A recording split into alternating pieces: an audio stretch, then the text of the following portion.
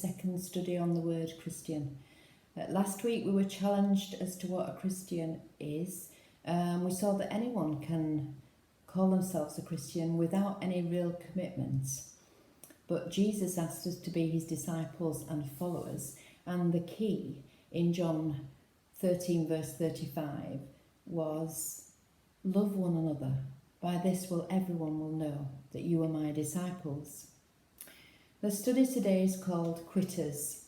It's session 2. If you've not already, would you just stop this and watch the DVD and have a look at the questions, and then you can carry on with this introduction. One of the things that started off that video said, if you want to understand what Jesus said, watch what he did, how he reacted, how he was in life. And one of the things that came over was that Jesus knew what he was going to go through.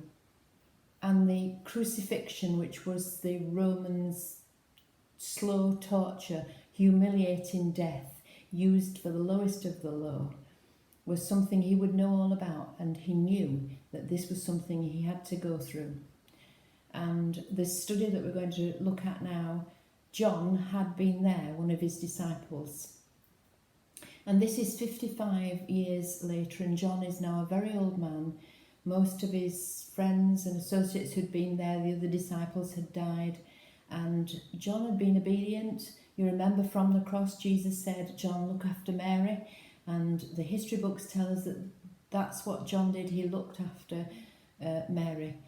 And here we have him now writing a letter to us 55 years later, and he sits down and he writes, dear friends, let us love one another.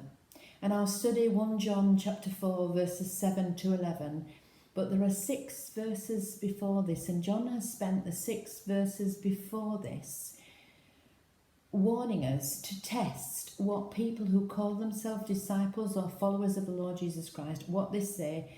Is it the truth? Is it from God?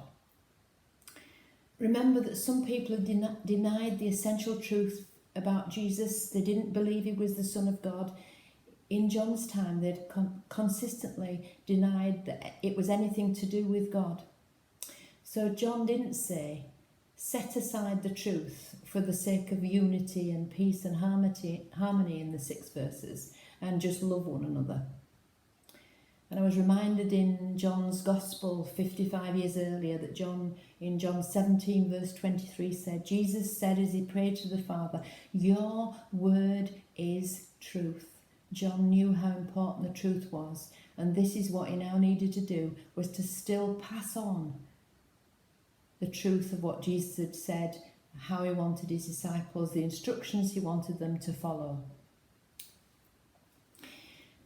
But we can't deny the truth. We can't deny that salvation is by grace through faith in Jesus Christ. We can't agree to be unified with people who deny the gospel, who deny the Trinity, who deny the perfect humanity of Jesus Christ.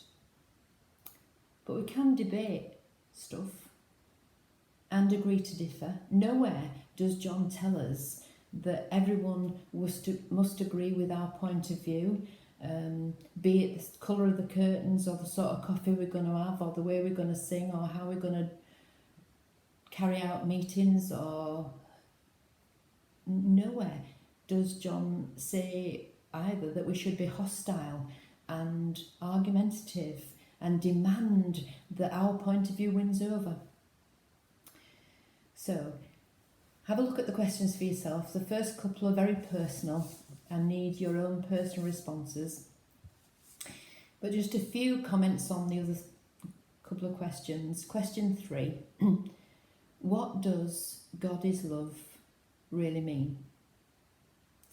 One of the things that came out was the sentence, the way you know a God person is how they love.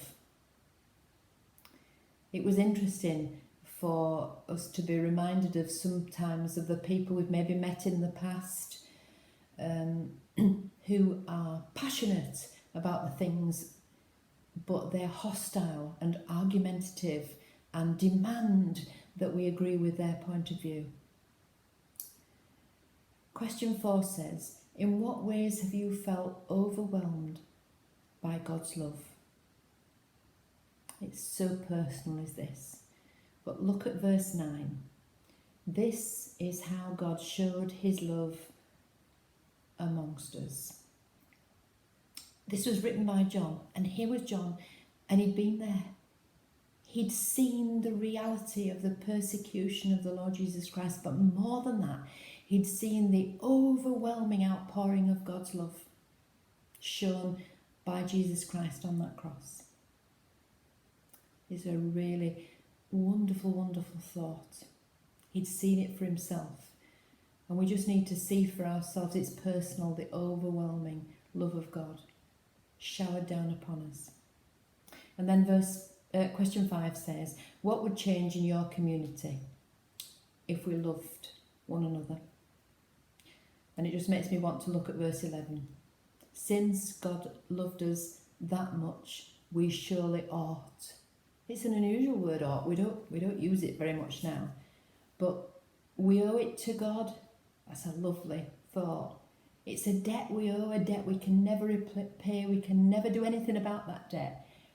But we owe it to God, what? To love others. And the end of the verse is so lovely. And his love is brought to full expression in us. What a beautiful promise. What a lovely thought. As you go forward and have a look at the questions, hope you enjoy them like I have done. Thank you.